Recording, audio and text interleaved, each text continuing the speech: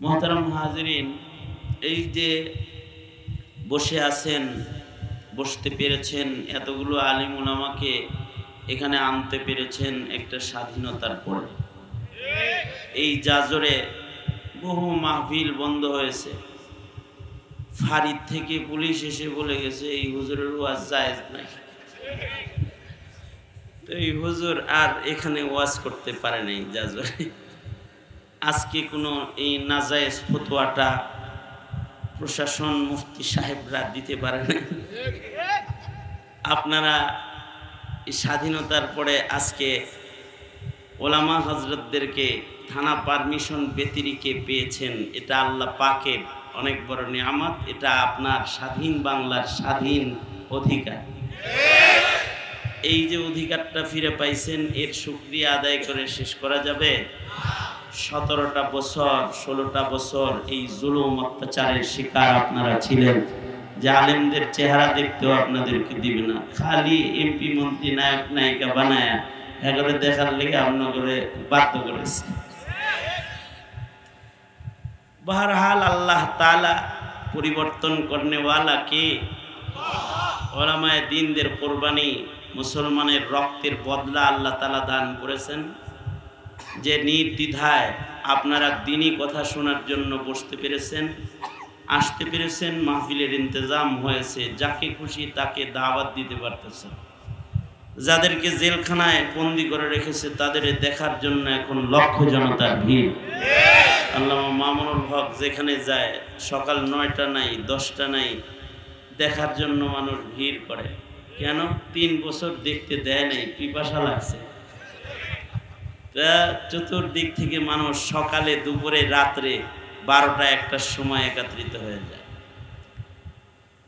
আর একটা বড় কথা হলো, আমাদের দেশে মুসলমানদের ঈমান আছে, আল্লাহ পাকের মহব্বত আছে, এজন্য তাদের আলেম দেখতে ভালো লাগে।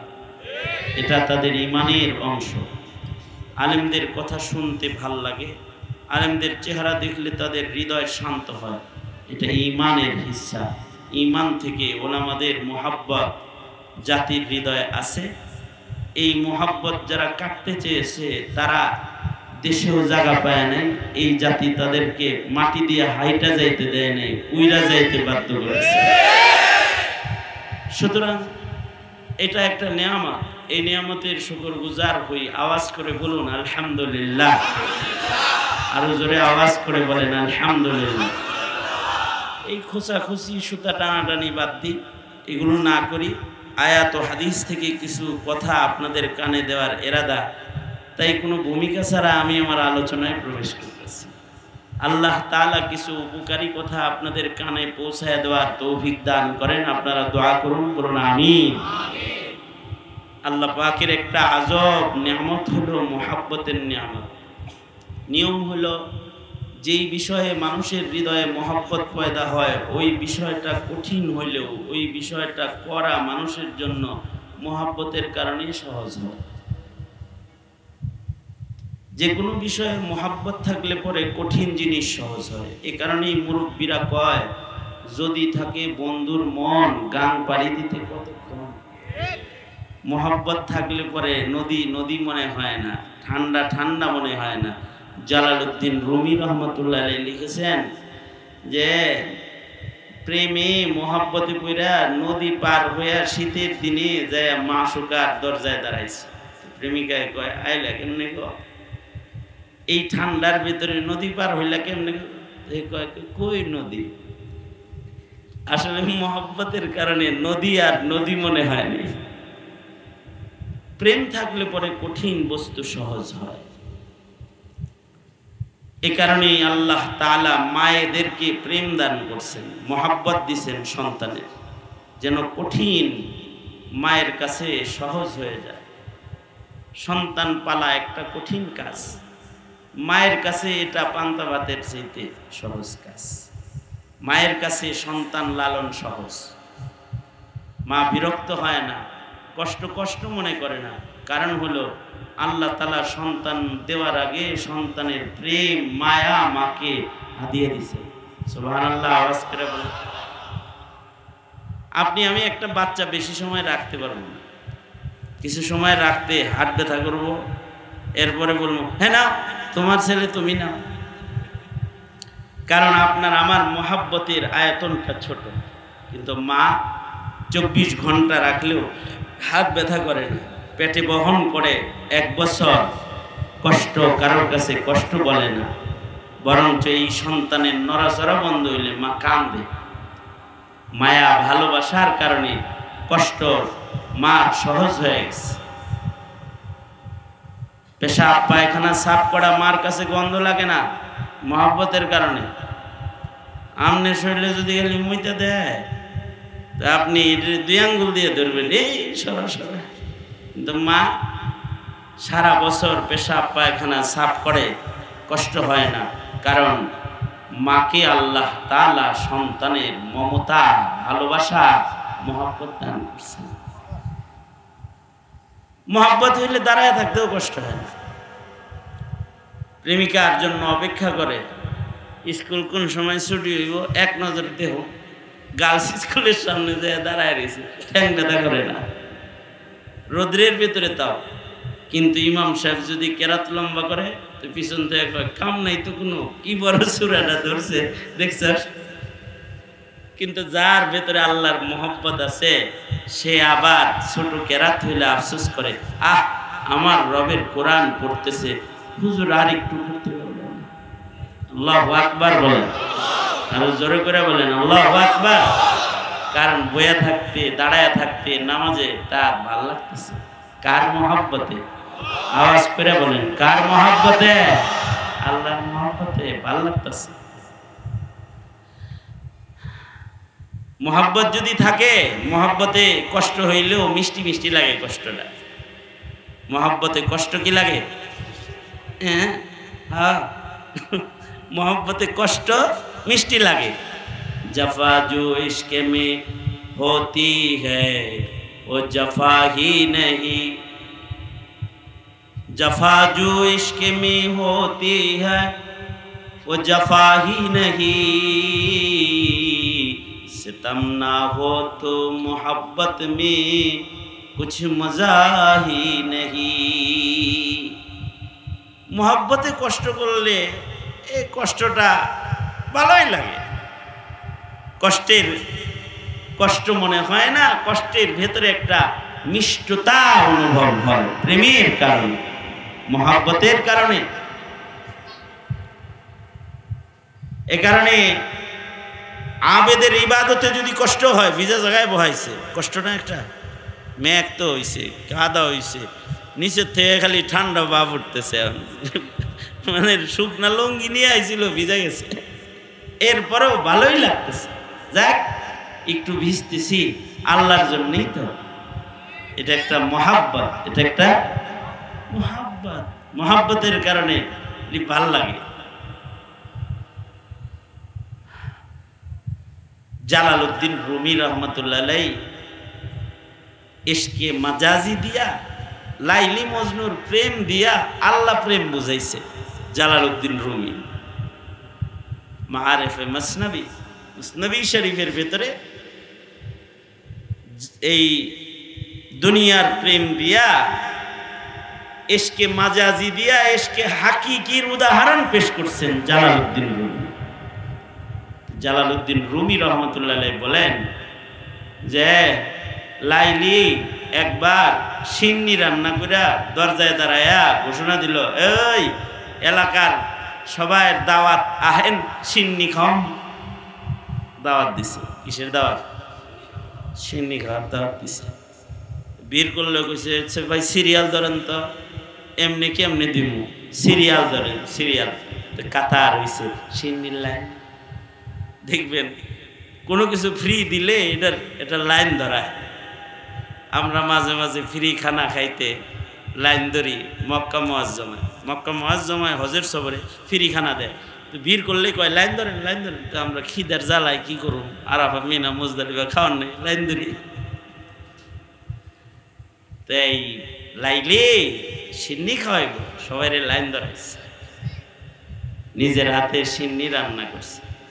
এবার আজান দিছে, এ আহ, আজান মানে এলান করছে, আহ আহ সিন্নি খাওয়ামো। সব সিরিয়ালে দাঁড়াইছে। আল্লাহ মাঝে মাঝে আজান দিয়ে কয় আসো আসো রহমত দিমু, কাতারে দাঁড়াও মসজিদ। মুয়াজ্জিনে এলান করে হাইয়া আলাস সালাহ হাইয়া আলাল ফালাহ, আসো আল্লাহর রহমত দিবা হবে, আসো আসো কল্যাণের দিকে আসো, আসো আসো আল্লাহর দিকে আসো, আসো আসো নামাজে আসো। লাইলিও এলান করছে আহো আহো সিন্নি খাইতে আহো। সব সিন্নি খাওয়ার জন্য লাইন ধরছে।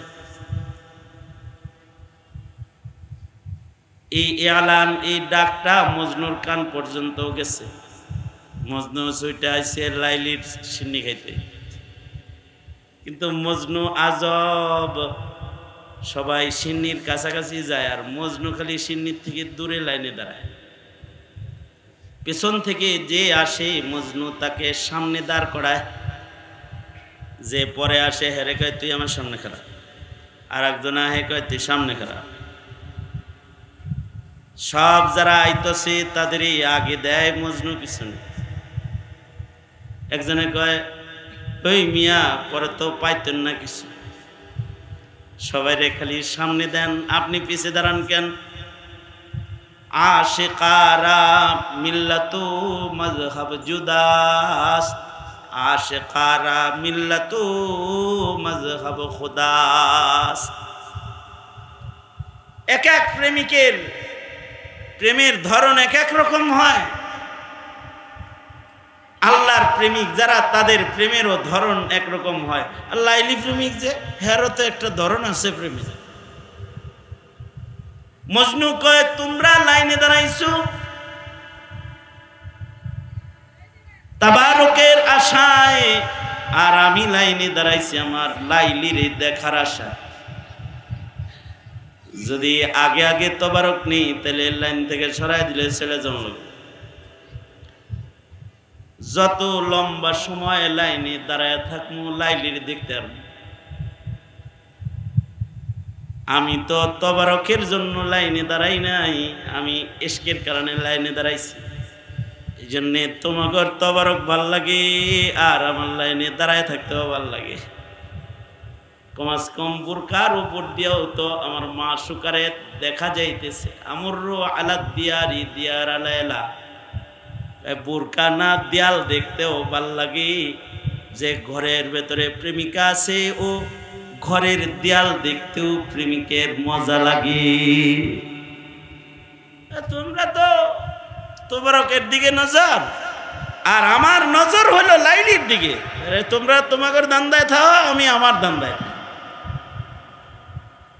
সব তবারক নিতেছে, সবার পরে সিরিয়াল ধরছে। তো হে তো খালি পিছনের দিকে যায় না, সিরিয়াল আইছে হ্যাঁ হে ডেকের কাছে যাইতে যাইতে ডেক খালি, তবারক আর নাই। এবার মজনু হাত পাইতে কয় সবাই রে দিলেন আমারে দেন। লাইলির মেজাজ গরম হয়েছে, তো লাইলি বজ্রের ধাক্কা দিয়ে ফেলাই দিচ্ছে। Moga Chowdhury group of industries limited, এতক্ষণ দিলাম তুই নাই, এখন খালিয়া না একজ দে। তো ধাক্কা দিয়ে যখন ফালাই দিছি, এলাকার যুবকরা কয় আমরা তবারক খাইলাম আর তুই ধাক্কা খাইলি। জালালউদ্দিন রুমি বলে মজনু তখন বলে আমি তো আসলটা পাইছি, তোমরা লাইলির হাতে তবারক পাইছো আর আমি ডাইরেক্ট লাইলির হাতের ছোঁয়া পাইছি। আশিকারা মিল্লাতু মযহাব জুদাস্ত, আশিকারা মিল্লাতু মযহাব খুদাস্ত। ধাক্কা খায়ও এই ধাক্কারে মিঠা মিঠা লাগতেছে। কিসের কারণে? মুহাব্বতের কারণে। মুহাব্বতের ধাক্কার ভেতরেও একটা মিষ্টতা অনুভব করতেছে। মুমিন যার হৃদয়ে আল্লাহর প্রেম আছে, যার হৃদয়ে আল্লাহ পাকের মুহাব্বত আছে, সে আল্লাহর কাম করতে যায় যত কষ্টই হয় এর ভেতরে একটা মিষ্টতা পায়, একটা স্বাদ অনুভব করতে থাকে। আল্লাহু আকবার বলেন। এই স্বাদটা কিসের কারণে? প্রেমের কারণে। আল্লাহর মহব্বতের কারণে। এই মহব্বতটা যদি কারোর না আসে তাইলে তার ওয়াজ ভাল লাগে না, তার নামাজ ভাল লাগে না, তার জিকির ভাল লাগে না, তার তিলাওয়াত ভাল লাগে না, তার আলেমের চেহারা দেখা ভাল লাগে না, তার ভালো কাজ নেকির কাজ ভাল লাগে না, তখন তার পাপের কাজ মজার মজার লাগতে থাকে, কারণ মহব্বত নাই যে আল্লাহ পাকে। এ কারণে আজান হইলে সবাই মসজিদে যায় না, যারা খোদা প্রেমিক তারাই যায়। রমজান মাস আসলে সবাই রোজা রাখে না, যারা আল্লাহ পাকের প্রেমিক ওরা রোজা রাখে। ওয়াজের এলান শুনলে সবাই আসে না, যারা আল্লাহ ভীরু আল্লাহর নাম নিয়ে যারা মজা পায় তারাই আসে। এই কথা বলেন না কেন, আওয়াজ করে বলেন না, ঠিক না? এই ঘনবসতি শ্রমিক এরিয়াতে মানুষের অভাব আছে। যদি সবার ভেতরে প্রেম থাকতো এনে মাহফিল দেওয়ারই সাহস করতো না। এই যে একটা প্রেম, এই প্রেমটা নাজাতের জন্য দরকার। কবরে হাসরে নাজাত পাইতে হলে এই প্রেমের দরকার আছে না নাই? জোরে আওয়াজ করে বলেন আছে না নাই? কারণ এই প্রেম ছাড়া নাজাত পাওয়া যাবে, জোরে বলেন যাবে না। এই কারণে আল্লাহর কাছে বলতে হয়, আল্লাহ আপনি আমারে প্রেম দান করেন। আল্লাহর রাসূল দোয়াটা শিখাইছেন, আমার সাথে বলেন আল্লাহুম্মা, জোরে আওয়াজ করে বলেন আল্লাহুম্মা ইন্নী আসআলুকা হুব্বাকা ওয়া হুব্বা মান ইউহিব্বুকা ওয়া হুব্বা আমালিন ইউকাররিবুনি ইলাইকা। হে আল্লাহ আপনি আমাকে আপনার মহব্বত দান করেন। বাংলায় বলবেন, ওগো আল্লাহ আমি আপনার প্রেম ভালোবাসা মহব্বত চাই। ইবাদতের কঠিন পথে চলা সম্ভব না, ওই রকম প্রেম ছাড়া ইবাদত যেমন করা সম্ভব না, প্রেম ছাড়া নবীর সুন্নত পালন করাও সম্ভব না। একটা সুন্নতের আমলও প্রেম ছাড়া সম্ভব না। যদি কেউ সুন্নতের আমলকারী হইতে চায় তাহলে তার নবী প্রেম লাগবে। নবী প্রেম ছাড়া কেউ সুন্নত মানতে পারে না, নবী প্রেম ছাড়া কেউ দাড়ি রাখতে পারে না, নবী প্রেম ছাড়া কেউ টুপি পড়তে পারে না, নবী প্রেম ছাড়া কেউ সুন্নত তরিকায় চলতে পারে না।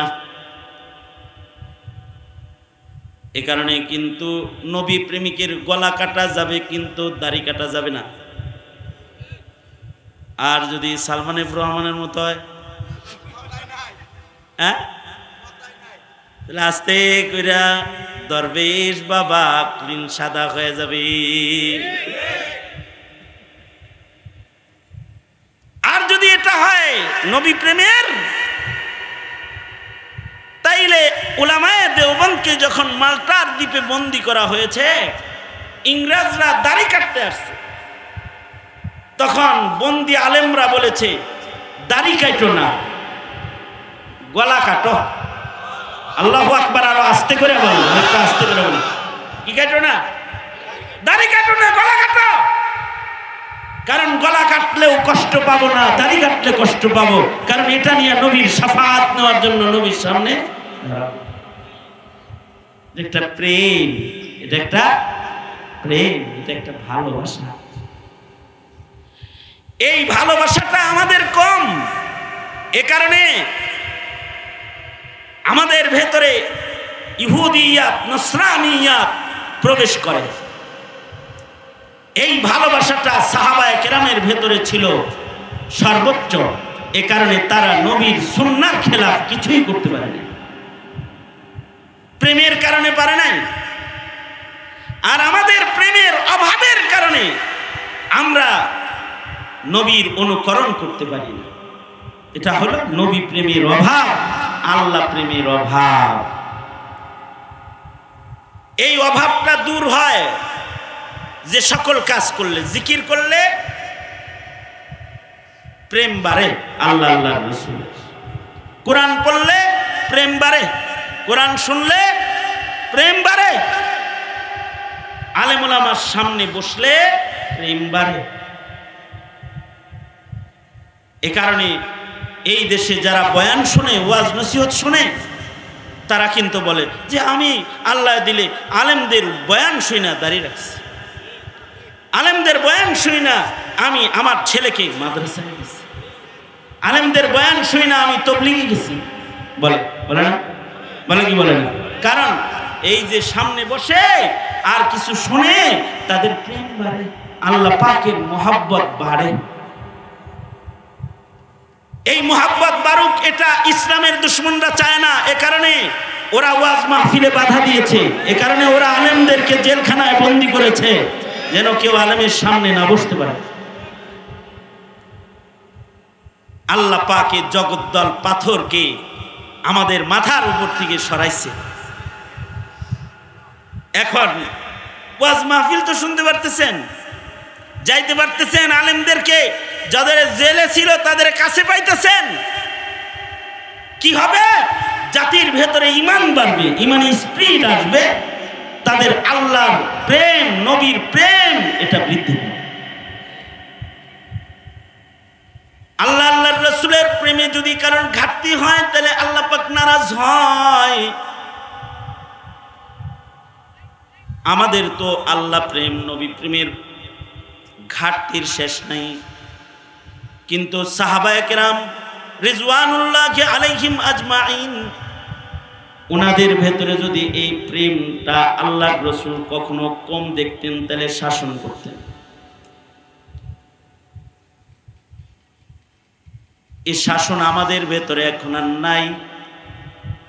আমরা আমাদের সন্তানদেরকে শাসন করি না, এই তুই আল্লাহ প্রেম, নবী প্রেম তোর কম কেন, এই নামাজ পড়স না কেন, এই এটা করলি না কেন, এটা করলি না, জিগায়ও না। কিন্তু আল্লাহর রাসূল সাল্লাল্লাহু আলাইহি ওয়াসাল্লাম কখনো যদি সাহাবীদের ভেতরে আল্লাহ প্রেম, নবী প্রেম ঘাটতি দেখতেন তাহলে শাস্তি প্রদান করতেন। একবার আল্লাহর রাসূল তবুকের যুদ্ধে যাইবে, দোনো হাত উপরে তোলেন, কথা শুনেন না, মানে তুমি ভিতরে কথা শুনে না, আমি দোনো হাত উপরে তুলতে বলছি, কমপক্ষে কয়েক সেকেন্ড পরে তুলছে। ভিতরে সাউন্ড ক্লিয়ার করো, এই কথাটাই আমার শেষ কথা। সোজা করেন, আঙুল খুলে দেন, নাড়াচাড়া দেন, জবান খুলে আওয়াজ করে বলেন আল্লাহু আকবার, আরো জোরে করে বলেন আল্লাহু আকবার। হাত নামান, এক হাত তুলেন, ডান হাত তুলেন, ডান হাতে আছে না, দোনো হাত তোলেন, শুনতেছে, নাড়াচাড়া দেন, নামান, জবান খুলে বলেন আলহামদুলিল্লাহ, আরো জোরে করে বলেন আলহামদুলিল্লাহ, বলেন সুবহানাল্লাহ, আলহামদুলিল্লাহ, লা ইলাহা ইল্লাল্লাহ, আল্লাহু আকবার। আল্লাহর রাসূল যদি দেখতেন, কথাটা খেয়াল করেন, আল্লাহর রাসূল যদি দেখতেন যে অমুকের ভেতরে আল্লাহ আল্লাহর রাসূলের প্রেমের ঘাটতি আছে, এটা যদি খালি দেখতেন তাহলে আল্লাহর নবী শাস্তি দিতেন। উদাহরণ, নবীজি যুদ্ধে যাইবেন, তবুকের যুদ্ধ, মদিনাতুল মুনাওয়ারা থেকে তবুকের দূরত্ব 950 মাইল, 950 মাইল। বাড়ির কাছের কথা, বিমানে যাইব, হেলিকপ্টারে, গাড়িতে, পায়দল হেঁটে যেতে হবে, রোডঘাট আছে না মরুভূমির উপরে, তাহলে যুদ্ধটা সহজ যুদ্ধ না কঠিন যুদ্ধ? গরমের দিন মরুভূমির উপর দিয়ে হেঁটে যেতে হবে, পায়ে হেঁটে যেতে হবে। এদিক দিয়ে মদিনায় খেজুর পাকছে কেবল, যদি যুদ্ধে যায় খেজুর এগুলার ঘরে আসবে না, পাকা খেজুর বাগানে পড়ে মাসের পর মাস যুদ্ধে থাকলে খেজুর নষ্ট হয়ে যাবে, বাগান নষ্ট হয়ে যাবে। আল্লাহর পক্ষ থেকে পরীক্ষা হলো মালের মোহাব্বত বেশি না আল্লাহ আল্লাহ নবীর মোহাব্বত বেশি, পরীক্ষা দাও মদিনার সাহাবী। এটা হলো পরীক্ষা। আল্লাহর রাসূল বললেন চলো যুদ্ধে চলো। অমুক অমুক অমুক অমুক অমুকে নামাজ পড়াইবা, অমুকে মদিনায় বিচার বিভাগ দেখবা, অমুকে খলিফার দায়িত্ব পালন করবা, তোমরা ছাড়া বাকি যা আছে সব আমার লগে চলো, সকলকে যুদ্ধে যেতে হবে। এটা হলো আদেশ। কে কে থাকবা? অমুক অমুক অমুক অমুক অমুক, বাকি সব যাইতে হইব, একজনও বাদ পড়া যাবে না। সাহাবীরা তো আর আমাদের মতো না, সাহাবীরা সব জামাত বন্দী হয়ে বের হয়ে পড়ছে আল্লাহর রাসূলের সাথে যুদ্ধে যাওয়ার জন্য, সবাই বের হয়ে পড়ছে। কিন্তু 5 জন বের হয় নাই। মুনাফিকদের পিছে পিছে 5 জন মুমিনরাও আটকা পড়ে গেছে অবহেলার ভেতরে। 5 জনের ভেতরে 2 জনের আবার হুঁশ আইছে, কি করলাম গেলাম না কা। তারা 2-4 দিন পরে দ্রুতগামী ঘোড়া নিয়ে সওয়ার হয়ে তারা রাসূলের সাথে যুদ্ধে শামিল হয়ে গেছে। কিন্তু 3 জন সাহাবী অবহেলা করে, এরা কিন্তু সাহাবী, এদের ঈমান চাঙ্গা, ঈমান কামিল ঈমান, তাদের ঈমানের উপরে মহান আল্লাহ রাজি, রাদিয়াল্লাহু আনহুম ওয়া রাযু আন। কিন্তু 3 জন তারা অবহেলা করে মদিনায় আটকা পড়ে গেছে। অবহেলা হইল যেমনই কয়দিন পরে যে নবীর সাথে শামিল হয়ে যেমনই, এরকম একটা অবহেলা এই 3 জনের ভেতরে জায়গা পেয়েছে। 3 জনের নাম হলো, একজন হলো কাব ইবনে মালিক, আরেকজন হলো হিলাল ইবনে উমাইয়া, মুরারা ইবনে রবিআ। এই 3 সাহাবী এরা অবহেলা করে মদিনায় রয়ে গেলেন। কাব ইবনে মালিক নিজেই ঘটনাটা বর্ণনা করেন, বুখারীতেও আছে, হাদিসের কিতাবে রিওয়ায়াত আছে। উনি বলেন, আমরা যাই যাই করে আর গেলাম না, ভাবতেছিলাম যে পরে যায় শামিল হয়ে যাব, কিন্তু আল্লাহর রাসূল যুদ্ধে বিজয় অর্জন করে মদিনার দিকে যাত্রা শুরু করলেন। যুদ্ধ বেশি দিন লম্বা হইল না, আল্লাহর রাসূল মদিনার দিকে চলে আসতেছেন, খবর পাইলাম। কাব ইবনে মালিক বলে, অবহেলা কইরা আসামি হয়ে গেলাম না, এখন না জানি কি উপায় হবে।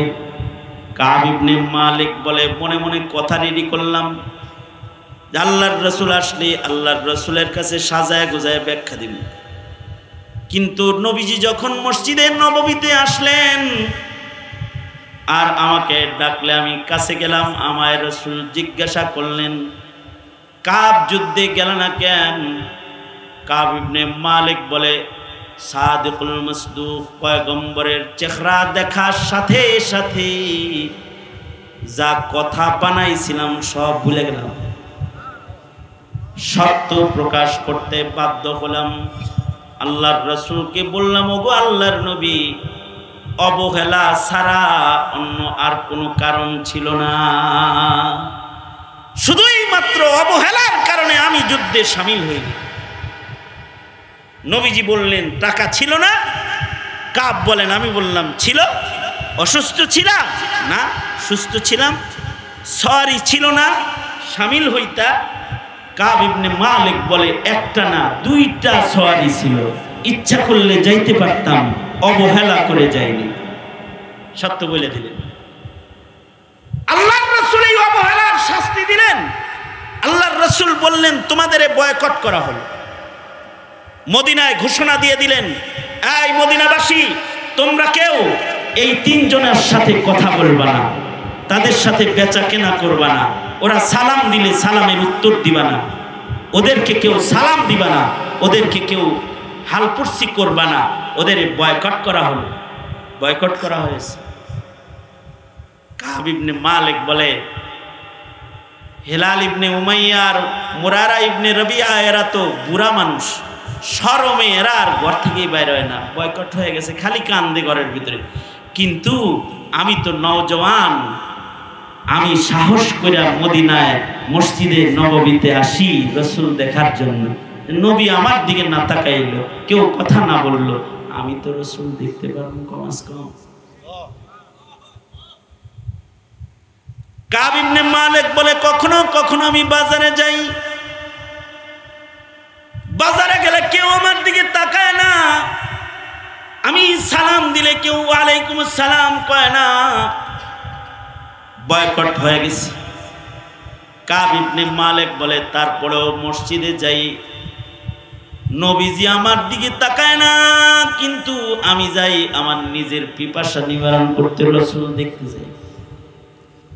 নবী আমারে না দেখলেও আমি তো নবীজিকে দেখতে পারবো, তাই রাসূল দেখতে মসজিদে যাই। যেমন আপনারা আলেম দেখতে ওয়াজ মাহফিলে আসেন, সাহাবীরা নবী দেখতে মসজিদে যাইত। যারা এখন থেকে নামাজে যান, দুই কাম করতে যাইবেন, নামাজ পড়তেও যাইবেন, ইমাম সাহেবের দেখতেও যাইবেন, তাহলে সাহাবীর আমলের সাথে আমলের মিল হয়ে যাবে। ইমামকে এক নজর দেখে আসবেন তো রাসূল দেখার সওয়াব হবে। কাব ইবনে মালিক বলে নামাজও পড়ি, ফাঁক দিয়া রাসূলকে দেখি। আল্লাহু আকবার, জোরে করে বলেন আল্লাহু আকবার। এইরকম নিয়ত কইরা যদি বাংলাদেশের কোনো মুসল্লি মসজিদে যায়, ওই মুসল্লি ইমামের সাথে বেয়াদবি করবে না, মুয়াজ্জিনের সাথে বেয়াদবি করবে না, তার চাকরি নিয়েও টানাটানি করবে না। নামাজও পড়তে যায়, ইমামও দেখতে যায়, তাহলে তার ভেতরে ইমাম দেখার একটা প্রেম ভালোবাসা থাকলে সে ইমামের সাথে তো বেয়াদবি করবে না। ইমামের সাথে বেয়াদবি কখন হয়? ইদানিংকালে ইমামের সাথে বেয়াদবি এটা অহরহ বস্তুতে পরিণত হয়েছে। ইমামদেরকে চার্জ করা, ইমাম মুয়াজ্জিনের সাথে বেয়াদবি করা, এই বেয়াদবিগুলো তারাই করতে পারে যাদের ভেতরে আলেমদের আজমত নাই, সম্মান নাই। কথা বলেন ঠিক কিনা? আলেমদের আজমত না থাকলে কি হয়, এটা হাসিনার কাছ থেকে শিক্ষা গ্রহণ করে নেব। কি হয়? আলেমের আজমত দিলের ভেতরে থাকা চাই, আলেমের সম্মান থাকা চাই। তাহলে মসজিদে খালি নামাজ পড়তে না, ইমাম দেখতেও যাব, কারণ ইমাম দেখলে নায়েবে নবী দেখা হবে। কি দেখা হইব? নায়েবে নবী দেখা হইব। মসজিদে গেলে ইমাম সাহেবের সাথে মুসাফা করে আইবেন, মুয়াজ্জিন সাহেবের সাথে মুসাফা করে আইবেন। পারেন তো একটা ধমক দে, হেই যারও দেন নাই আজকে, এটা বললেন নাকি বললেন? হ্যাঁ, মুসাফা করে আসবেন, দেখা সাক্ষাৎ করে আসবেন। কারণ আলেমদের সাথে জিয়ারত এটাও একটা ইবাদত। কাব ইবনে মালিক বলে আমি তো মসজিদে যাই রাসূল দেখতে। সাহাবীদের একটা পছন্দনীয় আমল ছিল রাসূল দেখা। আবু বকর বলে আমার সবচেয়ে পছন্দের কাজ হলো আন-নাজরু ইলা ওয়াজহি রাসূলিল্লাহ, তাকায়া রাসূলের চেহারা দেখা, এটা আমি আবু বকরের পছন্দের কাজ। সুবহানাল্লাহ, আরো আস্তে করে বলেন সুবহানাল্লাহ। এই রবিউল আউয়াল মাসে নবী দেখা যাবে না দেখা এক সাহাবী আল্লাহর কাছে দোয়া করে অন্ধ হয়ে গেছে এই রবিউল আউয়ালে। কারণ রবিউল আউয়ালে আল্লাহর রাসূলের জন্ম এবং ওফাত, নবীজি জন্ম গ্রহণ করছেন রবিউল আউয়ালে, নবীজির ইন্তেকালও হয়েছে রবিউল আউয়াল। 12ই রবিউল আউয়াল আল্লাহর রাসূলের ওফাত দিবস। এই 12ই রবিউল আউয়ালে এক সাহাবী রাসূল দেখতে পারবে না, এই টেনশনে আল্লাহরে বলে আব্দুল্লাহ বিন যায়েদ বিন আব্দে রাব্বিহি সাহাবী খেজুর বাগানে কাজ করতেছে আর শুনে যে নবী ইন্তেকাল করছে, আল্লাহরে বলে আল্লাহ আমার চোখ বন্ধ করে দাও, যে চোখ দিয়ে রাসূল দেখা যাবে না ওই চোখ দিয়ে দুনিয়ার আর কিছু দেখতে চাই না আমি, আল্লাহ এটা আন্ধা বানায় দাও।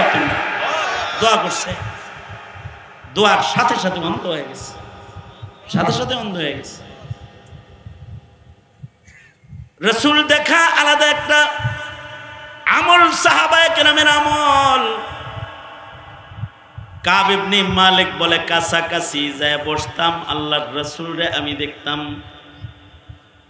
আর মনে মনে কামনা করতাম আমি রাসূল দেখি, রাসূল যেন আমারে দেখে।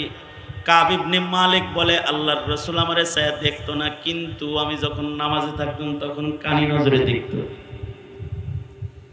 কারণ সাহাবী যেমন আল্লাহর রাসূলকে মহব্বত করে, রাসূল সাহাবীকে মহব্বত করে। যখন তিনি নামাজে থাকতেন তো আল্লাহর রাসূল কানি নজরে দেখতেন।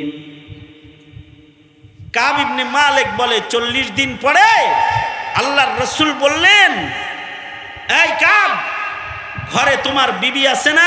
জি আছে। তোমার বউরে বাবার বাড়ি পাঠায় দাও। আসমান ভাইয়া মাথায় পড়ে গেল, একটা মাত্র মানুষ যে আমার সাথে মদিনায় কথা কয় সে হলো আমার বিবি, এখন রাসূল বলে বউরে বাবার বাড়ি পাঠায় দাও। তার মানে আমি মরে গেলে, আমি মারা গেছি এই খবর দেওয়ার মানুষ আমার ঘরে নাই। কাব ইবনে মালিক বলেন, আমার রুনাজারি আরো বেড়ে গেল, কারণ এই অবস্থায় যদি ঘরে মরি, মরার খবরও কেউ দিবে না, আর এই অবস্থায় মারা গেলে মদিনার কেউ আমার জানাজায় আসবে না, কেউ আমার কবরে মাটি দিবে না। যেমন মনে করেন যারা জুলুম অত্যাচার করেছে, যাদের এই বাংলার মানুষ বয়কট করেছে, এরা মরলে কি কেউ জানাজায় যাইব? হ্যাঁ, কথা কন না কেন? বয়কট অবস্থায় মারা গেলে তো সমস্যা। কাব ইবনে মালিক বলে, এই বয়কট অবস্থায় যদি আমি মরা যাই, আমার জানাজায় কেউ আসবে না। আর যদি এই বয়কট অবস্থায় যদি রাসূল ইন্তেকাল করে, তাহলে ওহির দরজা বন্ধ হয়ে যাবে। ওহির দরজা বন্ধ হয়ে গেলে আমার ক্ষমার আয়াত আর আসমান থেকে আসবে না। কিয়ামত পর্যন্ত কবরে শুয়ে থাকলেও বর্জ্য কেউ আমার দিকে তাকাবে না, কারণ রাসূল আমায় বয়কট করেছে। কত বড় দুশ্চিন্তা! কাব ইবনে মালিক বলে 50 দিন পরে আল্লাহর রাসূল আমাদের ক্ষমার ঘোষণা দিলেন। আল্লাহ আমাদের ক্ষমা করছেন। অপরাধ কি? যুদ্ধে রাসূল যাইতে বলছে, বাইর হই নাই, অবহেলা করেছি, তাই বয়কট করা হয়েছে। আমাদের যে অবহেলার চিত্র আছে, দিন ধর্ম ইসলাম নিয়ে আমাদের যে অবহেলা আছে, এই অবহেলাটা যদি রাসূল দেখতেন, তাহলে আমাদেরকেও কিন্তু আল্লাহর রাসূল সাথ দিতেন না। কাব ইবনে মালিকের একটা নির্দেশের অবহেলার কারণে 50 দিন বয়কট হয়েছে। আমরা যারা ধর্মের নাম লই, নামের শুরুতে মুহাম্মদ লাগাই, কিন্তু দিন মানি না, আমাদের মতো উম্মতের সাথে নবী জীবনেও কথা বলতেন না, জীবনেও কথা বলতো না আমাদের সাথে। চিন্তা করি, যদি এই হালতে আমাদের মরণ হয়, তাহলে কাউসার পাবো কেমনি, শাফাত কেমনে পাবো? সুতরাং নবীর শাফাত পাইতে আর আল্লাহ পাকের দয়া মায়া পাইতে ভিতরে একটু মুহাব্বত দরকার, আল্লাহ প্রেম দরকার, দিনের দরদ দরকার। ঠিক কিনা? দিনের দরদ দরকার না? এই দিনের দরদটা আসবে কিছু কাজ করলে। এই কাজগুলা রবিউল আউয়ালে সুন্নাত হিসেবে আমল শুরু করেন। 1 নাম্বার, জিকির করলে দরদ বাড়বে, আল্লাহর মহব্বত বাড়বে। প্রত্যেক দিন কমপক্ষে 6 তাসবিহ জিকির আদায় করবেন ইনশাআল্লাহ। বলেন, আওয়াজ করে বলেন। 6 তাসবিহ জিকির করতে মাত্র 8 মিনিট সময় লাগবে। 100 বার সুবহানাল্লাহ, 100 বার আলহামদুলিল্লাহ, 100 বার লা ইলাহা ইল্লাল্লাহ, 100 বার আস্তাগফিরুল্লাহ, আস্তাগফিরুল্লাহ, আস্তাগফিরুল্লাহ, 100 বার দরুদ শরীফ। কয় তাসবিহ হলো মোট? 6 তাসবিহ জিকির করতে 8 মিনিট সময় লাগবে। 24 ঘন্টার ভেতরে 8টা মিনিট কি হৃদয়ে আল্লাহর মহব্বত বাড়ানোর আশায় জিকিরের সুন্নতের উপরে আমল করা যাইব না? হ্যাঁ, যাইব না? কারা কারা জিকিরের আমল শুরু করলেন? দোনো হাত তুলে ওয়াদা করেন, বলেন ইয়া আল্লাহ, ওয়াদা করতেছি আজ থেকে প্রতিদিন আপনার মহব্বত বাড়ানোর নিয়তে জিকিরের সওয়াব আদায় করব। চিল্লা এখন ইনশাআল্লাহ। 1 নাম্বার। 2 নাম্বার কাজ, প্রতিদিন একটু কোরআন মজিদ পড়বেন ইনশাআল্লাহ। বলেন, যদি বড় সূরা না পড়তে পারেন তাহলে সূরা ইখলাস পড়বেন। সূরা ইখলাসও যদি একবার পড়েন 10 পারা পড়ার সওয়াব হবে। 3 বার পড়লে খতম করার সওয়াব হবে। সূরা ইখলাস 3 বার পড়তে 2 ঘন্টা তো লাগবেই। হ্যাঁ, 1 মিনিটও লাগবে না। এই 3 বার সূরা ইখলাসের আমলটা তো করেন, এতটুকুন কোরআন পড়েন, আর মাঝে মাঝে আলেমদের সামনে বসেন। খালি আইয়ুবী সাহেব আইলে আর হাসান জামিল সাহেব আর আব্দুল বাসেত খান সাহেব আইলে যাইবেন তা না, আপনার মসজিদের ইমাম সাহেবের সামনে যায় 5 মিনিট বসেন, মুয়াজ্জিন সাহেবের কাছে যায় 5 মিনিট বসেন, পীরের কাছে যায় বসেন। কেন? আপনার ইমাম আপনার মুয়াজ্জিন এগরে কি আপনার নায়েবে নবী মনে হয় না? কি লাগে? আপনি যেমন পীরের সামনে বসেন, আলেমের সামনে বসেন, আপনার মহল্লার ইমাম ও আলেমে দিন তার সামনে বসেন, তাকে একটু দেখেন, তার সাথে সুন্দর মুসাফা করেন, তার সাথে মুআলাকা করেন, তার সামনে একটু সময় বসে থাকেন। সোহবতে আহলুল্লাহ যারা গ্রহণ করবে, আল্লাহ তাদের হৃদয়ে আল্লাহর মুহাব্বত দান করবে। ছোট ছোট মাদ্রাসার তালবে ইলম আছে, ওরাও নায়েবে নবী, ওদের সামনেই বসেন না, ওদেরকে দেখেন, ওরা রাস্তা দিয়ে যাইতেছে, ওগরে জঙ্গি বলে ডাক না দিয়া আল্লাহ ওয়ালা মনে করে ওদের সামনে যে একটু মুসাফা করে। কি কথা বলেন না কেন? এভাবেও আল্লাহ পাকের মুহাব্বত বাড়ে। এগুলো হলো সবক। এই নায়েবে নবীরা সব আল্লাহর মেহমান, আল্লাহ পাকের মনোনীত মেহমান মাদ্রাসার ছাত্ররা। একটা মাদ্রাসা এই যে এলাকায় আছে, এটাকে গনিমত মনে করেন। যারা ইসলাম অপছন্দ করে তারা মাদ্রাসাকে ব্যঙ্গের ছাতা কয়, নাউজুবিল্লাহ বলে। আর ইমানদারের কাছে মাদ্রাসা হলো ইমানের কেন্দ্র। কি? কোরআন হাদিসের হিফাজতের কেন্দ্র। নাস্তিকরা চাইবে মাদ্রাসা বন্ধ করতে, আপনাদের চেষ্টা থাকবে মাদ্রাসাকে চালু। কারণ মাদ্রাসা থাকবে তো আল্লাহওয়ালা জন্ম হবে, আল্লাহওয়ালা থাকবে তো আল্লাহর মুহাব্বত জন্ম হবে। সুতরাং মাদ্রাসাগুলো উলামায়ে কেরাম এদের পক্ষে থাকবেন ইনশাআল্লাহ। কারা কারা পক্ষে থাকবেন? রবিউল আউয়াল আলেমদের পক্ষে থাকার ওয়াদা করলেন, নবীজি যেন আপনাদের পক্ষে থাকে। দুনো হাত তুলে ওয়াদা করেন, আল্লাহ কবুল করুক। দুনো হাত সোজা করেন, সোজা করেন, সোজা করেন, সোজা করেন। আল্লাহ কবুল করুক, বলুন আমিন। মুট করেন, সারেন, আবার ধরেন, এ ধরে নেন, ধরে নেন, জোরে বলেন বিসমিল্লাহ, আরো জোরে করে বলেন। এবার মাদ্রাসার প্রেমী, রবিউল আউয়ালের নবীর প্রেমী সাদকা করবেন। একটা লোক উঠবেন না, এখন দোয়া হবে, দোয়া করে মা বাবার নামে দোয়া করে উঠবেন। এর আগে বাচ্চারা আপনাদের সামনে একটু যাবে, সাদকা করবেন মাদ্রাসার জন্য। পকেটে হাত দিয়ে যার পকেটে যা আছে বের করে আনলেন। এই ছেলেরা যাও ভিতরে ঢুকো, ভিতরে ঢুকো, রুমাল নিয়ে চক্কর লাগাও, যার যা আছে সাদকায় শামিল হয়ে যান। আর একটা লোকের নাম লিখবো আমি, একজন মানুষ যে মাদ্রাসায় এই রিল্লা বোর্ডিং আছে না,